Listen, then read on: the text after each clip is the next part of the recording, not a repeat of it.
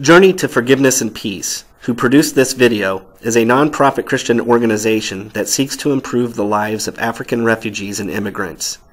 In addition to its U.S. ministry, JTFP has a ministry in the African country of Chad. This video will describe the ministry of Journey to Forgiveness and Peace in Chad. The people of Chad, like those of many African nations, are generally poor and have seen much suffering due to political violence. Acquiring the basic necessities of life is a primary focus of daily life. There are no closets full of clothing, multiple vehicles in a garage, or high-definition televisions in their homes. The people of Chad represented in this video would consider themselves fortunate just to have clean water to drink, a place to worship that protects them from the elements, and an opportunity for their children to learn to compete in today's world. The Republic of Chad is located in the center of Africa, bordered by Libya, Sudan, Central African Republic, Cameroon, Nigeria, and Niger. It has a largely desert climate, is one of the poorest countries in the world, and ranks as the 21st largest nation in area. Life expectancy is a little over 47 years of age. Arabic and French are the two most common languages. Over half the population is Muslim. The founder of Journey to Forgiveness and Peace, Ezai Toyengar, is a refugee from Chad who survived its civil war and barely escaped death a number of times during violent political turmoil. He was granted United Nations asylum status in 1995 and relocated to Sioux City, Iowa. Since then, his bride, Brigitte, joined him in America, and they are raising 4 children. They both became American citizens in 2010. Ezai earned a bachelor's degree from the University of Northern Iowa in Industrial Technology. He is currently employed by Rockwell Collins in Cedar Rapids, Iowa. Ezai recently went to Chad to evaluate progress of the JTFP ministry in 10 villages near where he grew up. He also visited the JFTP Youth Center that was started in affiliation with 2 Christian churches in N'Djamena, the capital of Chad. N'Djamena is a city of approximately 1 million, and over the last several years has been growing at over 100,000 people a year. The remainder of this video will focus on 3 critical current needs of the Journey to Forgiveness and Peace ministry in Chad. First, the need for clean, fresh water in 10 villages. Second, support needed to complete 2 village churches. Third, financial assistance in completing and furnishing a youth center in the capital city. Completion of these projects represents a cup of cold water given to Christian brothers and sisters in a politically war-torn, very poor part of the world. Upon arrival in his homeland, Ezai was warmly welcomed by people in his own neighboring villages. Distant memories of unsanitary drinking water were quickly remembered when he once again saw the low quality of drinking and cooking water that Chadians must use daily. Don't look for a faucet in these village homes. Water is drawn from wells, as it was thousands of years ago. Most Americans would decline the opportunity to drink a glass of well water seen in these video clips. You can significantly impact the lives of Christians in these 10 villages by helping provide financial assistance to dig new wells and provide water treatment to eliminate diseases using today's current technology.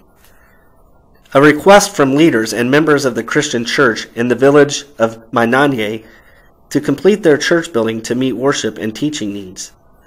Village members currently meet in primitive structures to teach their children and to worship God. Although these Christians have made progress in starting a worship center, they still need assistance in completing the structure to include a roof and doors. This church will become the centerpiece of their village once it is completed. This is the secretary of the church as well as an elder. His name is Nandubai.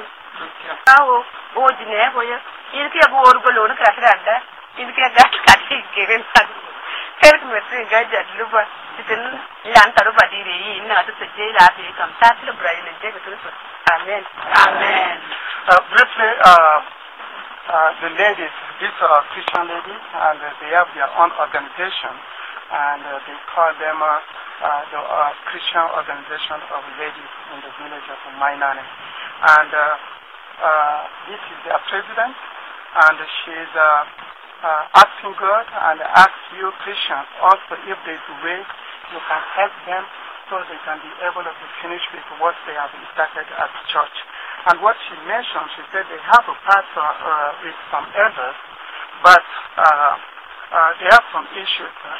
The issue is that the church is not finished, and when the church is not finished, it is hard also to bring people in that church. And her wish is to see how God can open the door on you brothers that God asked in your heart to help them to build this church before that their pastor is moved to another area.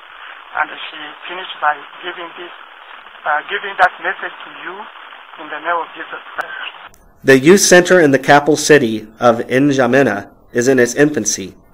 JTFP's goal for this center is to attract youth who are interested in learning the basics of how to use a computer. Both Muslims and Christians are welcome to participate. A primary additional goal in establishing this center is to present the gospel to these youth along with Christian growth opportunities. So far, a variety of technical equipment has been contributed to the center from Christians in Iowa.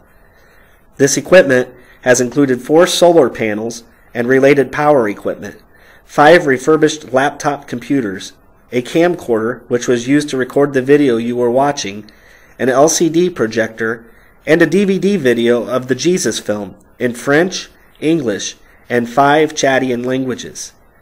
Additional funding is needed to provide security for the equipment and furnish basic furniture for the center.